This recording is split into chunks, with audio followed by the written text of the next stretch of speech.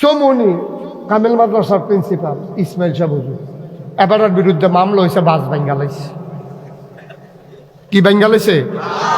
এবার এমন নরম মানুষ, লুঙ্গি ফিনতে লইলে কোনো সময় ওই নিচে আর উফরে মিলাইয়া ফিনদালা এগুলো তো অনেক চইয়া থাকে। এবার বিলে বাস বাঙ্গালাইছে, এবার নামে মামলা হয়েছে। তো এবার কোর্টের ভিতরে যখন এবার নিচে এবার কয় যশা আসামির কোনো কথা আসেনি। তো জজ সাহেব কইছে হুজুর মানুষ কিটা কইতে চাই উনি না। তো জজ সাহেব কয় হ্যাঁ, আসামি যদি কোনো কথা বলতে চায় তার কথা বলার অধিকার আছে। আমার কুদুর কথা আছে। কয় কি কথা? কয় আমার বাড়ির গান, আমি তো একটা কামাইল্লা গাছ আছে। কামাইল্লা গাছ চিনি নি? কয় কামাইল্লা গাছ আছে। এই কামাইল্লা গাছের একটা ডালাই আমার উড়ানো ছায়া ফেরাতে হয়, আমার বউয়ে দান ঢুকাইতে পারে না। আমার বউ প্রত্যেক দিন আমার জ্ঞানের করে কামাইল্লা গাছের ডালাটা কাটটা দেয়। তা আমি জীবনে গাছ উঠছি না, কামাইল্লা গাছের ডালা কাটটা দেন কেমনে? এইটা লই আমার বউয়ে 15 দিন ধরে আমার লোকে থাকে না।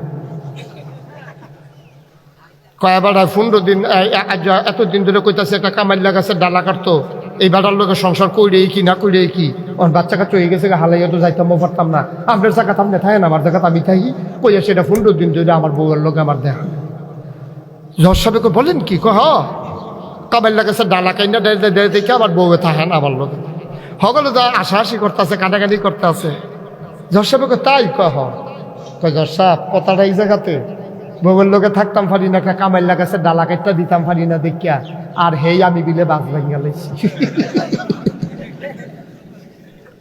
জজ সাহেব কয় খালাস।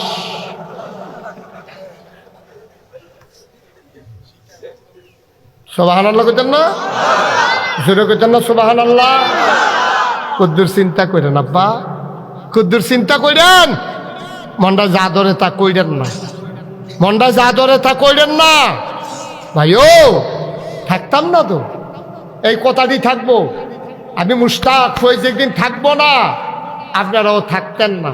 তবে ওই যেই কথাটা কইতাম লইতাম, এই মাদ্রাসা লাগবে, মাদ্রাসা ফলাফাইন পড়বো, ফইরে ফইরে শোনার মানুষ এগো। 5টা বছর খালি মাদ্রাসাটা পড়াইবেন। আবুদের ভাই 5টা ক্লাস করতে হবে নুরানি, এটা মফিজ ভাই সব বুঝে। নুরানি 5টা ক্লাস করবেন, 1 থেকে শিশু শ্রেণী থেকে 5ম শ্রেণী পর্যন্ত। এই 5 বছরে তে হাফেজ হইব, সুন্দর হাতের লেখা শিখবো, তো ইংরাজি বাংলা অঙ্ক লাগবো, তারপরে কিছু জ্ঞান অর্জন করব, 40টা হাদিস মুখস্থ করব, অজু ভঙ্গের কারণ, রোজা ভঙ্গের কারণ, গোসলের ফরজ, এই দিতে শিক্ষা নেব 5 বছরে। তে ইসলামী জিন্দেগি করতে গিয়া যা দরকার 5 বছরেতে সব কিছু শিক্ষা নেব।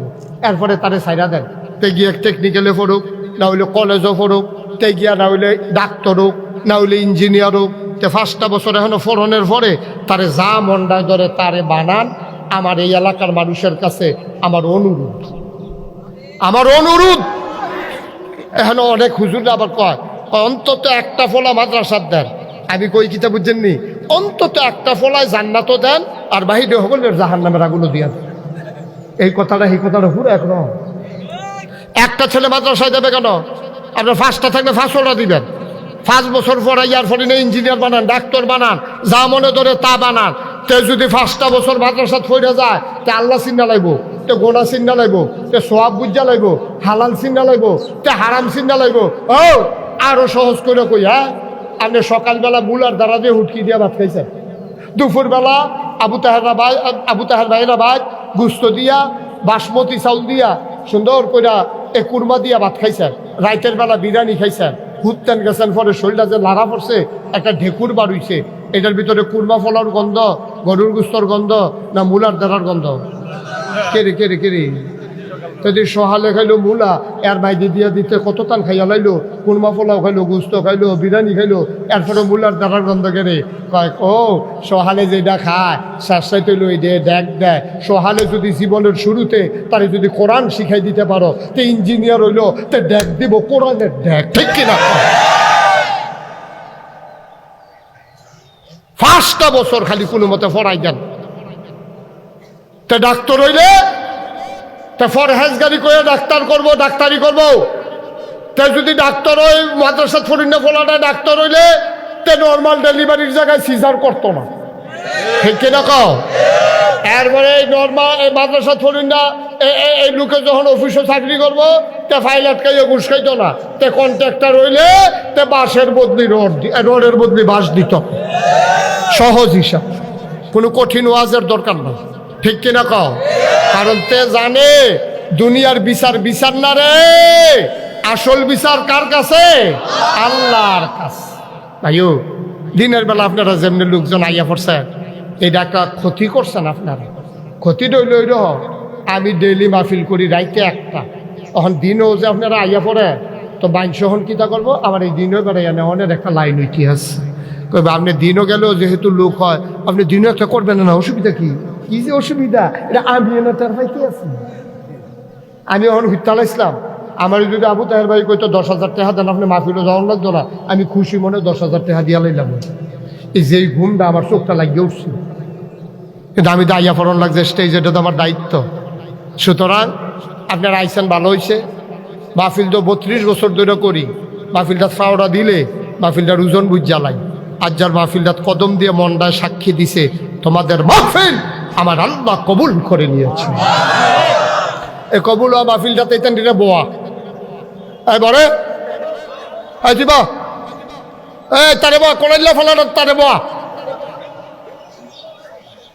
হাতে কনের লেগে হাতনের লেগে বেড়া খাইতে পারে না বেড়া সাফা দিয়ে বল আড়া বেরোব উফিটা বইয়া বুঝ দিতে আছে আমার লাড়া মেরে বস। এখন দোয়া হবে, দোয়ার আগে তওবা হবে। দরকার আসেনিও, গোনা আসেনি আমরা আছে, ফিসাব কো লাট সাপ কো, গোনার অভাব নাই। গোনা আছে, কেউ এর কম কেউ এর বেশি। গোনা নাই এমন কোনো মানুষ নাই। গোনা না থাকলে তো আমরা ফেরেশতা হয়ে গেলাম। গোনা আমরা সকলের আস, কেউ এর কম কেউ এর বেশি।